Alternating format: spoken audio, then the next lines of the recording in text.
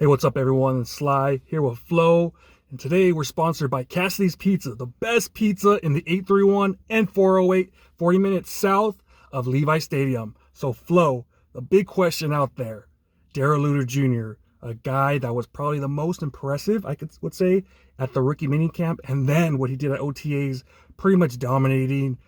4.46 guy. We were talking about him all through what he was going to do, and he's been shining. Will he beat out Deommodore Lenoir, your boy out of Oregon, man? What do you think? As far as being out my boy Lenoir, still a little bit too early, but the guy started off pretty good. I know he's a rookie, but he's actually a really polished rookie because this guy, he was a senior last year. I believe we started scouting him at the Senior Bowl, so he's the guy who already has 4 years under his belt, has a lot of technique, and this guy also has a lot of physical attributes.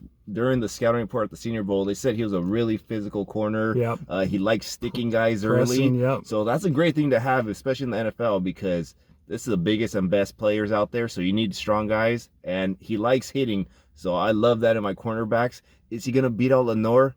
I still think it's too early for that. Lenoir, I know he struggled here and there last year, but remember, at the end of the season, he actually played all right going down the stretch. He didn't really get burnt in the playoffs.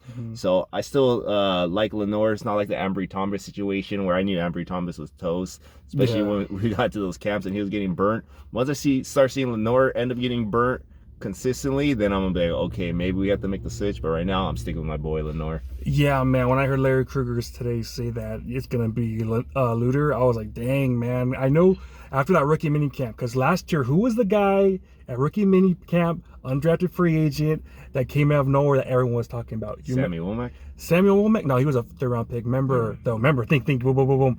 Okay, it's a running back. I'll give you a hint. It's a running back. Not Foster, right?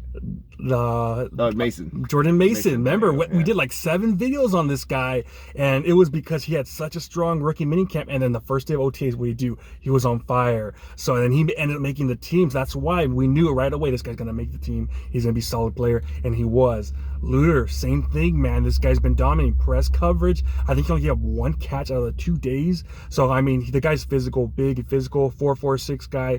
Right now, though, I would have to still get to Lenoir. I know he got toasted early on in the season. Everyone wanted his ass benched. I know 2 years ago when he started, remember against, that was bad.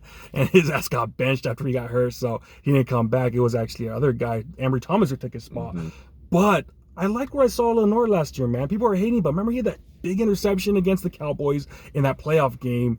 And then I think he gave up like 1 pass in the NFC Championship game. So he was on the strike. I know he doesn't have, not that prototypical outside corner. He's not that tall, but you know what? He's a solid ass player out of Oregon. So I still got to get it with the veteran. But I know right now, Luter, he's turning heads. Every pundit's talking about him.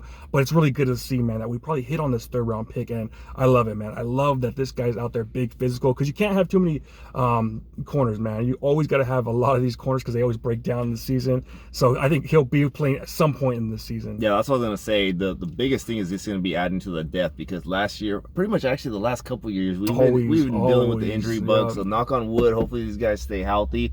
But I love having that depth. And then just in case you run into like a different kind of receiver, Lenoir, the one thing he does struggle at is those big receivers, because he's a little guy. He has good ball skills, but once he has to match up with those big receivers, they usually tear him up. And I think this guy being able to put him out there, press coverage here and there, make the receivers think.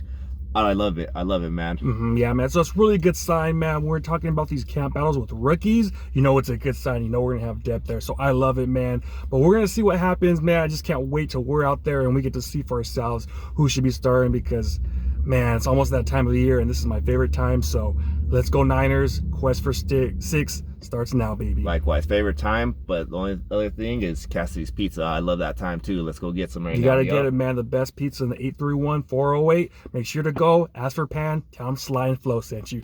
Anyways, talk to you guys next time. Peace.